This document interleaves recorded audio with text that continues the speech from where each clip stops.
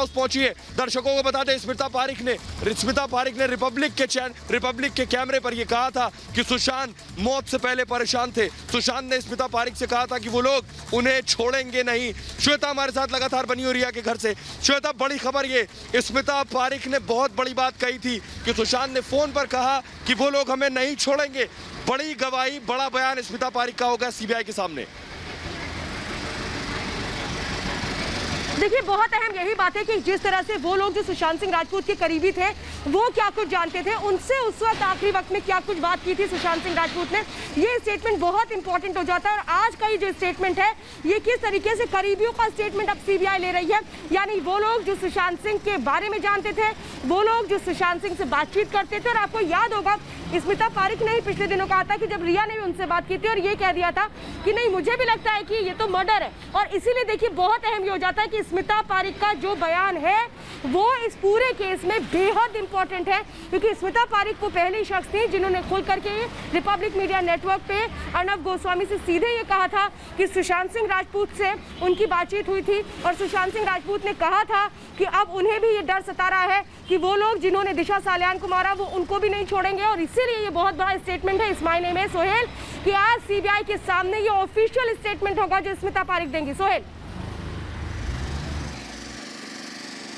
जी प्रदीप, बड़ी खबर ये है कि लगातार आज देखिए सीबीआई भी एक्शन में, एनसीबी भी एक्शन में। स्मिता पारिक को प्रदीप बुलाया जाना, आपको याद होगा स्मिता पारिक ने कहा था कि दिशा की मौत के बाद सुशांत ने उन्हें फोन कर कहा था कि वो लोग हमें नहीं छोड़ेंगे। प्रदीप, ये वो लोग कौन हो सकते हैं?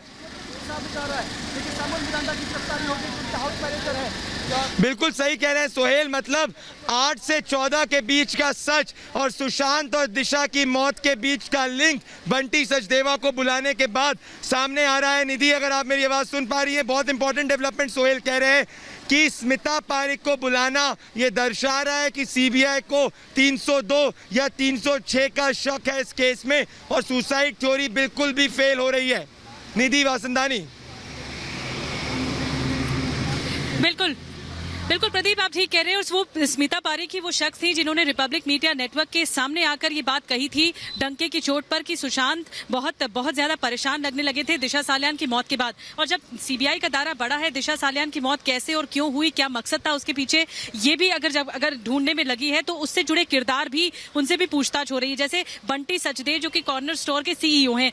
अब सबसे बड़ी बात यह कि स्मिता पारिक अपने बयान में क्या कहती हैं, जो वो बातें कहेंगी उसको क्रॉस चेक करने के लिए सीबीआई फिर उसकी तह तक जाएगी, क्योंकि स्मिता पारिक ही वो शख्स है जिन्होंने पहली बार ये बताया था कि थोड़े परेशान थे सुशांत सिंह जब दिशा सालियान की 8 जून को मौत हुई थी। तो प्रदीप, ये बहुत अहम कड़ी है। अगर उनका बयान दर्ज हो रहा है और सीबीआई फिर उनसे पूछताछ करेगी तो क्या कुछ अहम बातें वो अहम कड़ी है।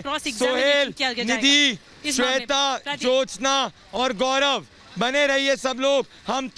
हम तुरंत वापस आ रहे हैं क्योंकि किसी भी समय शोभिक चक्रवर्ती की रिमांड पर कोर्ट मुहर लगा सकती है और सीबीआई का डेवलपमेंट ज्योत्सना आपको बताएगी। सुशांत के घर से हम सब लौट रहे हैं, प्लीज वापस आइए।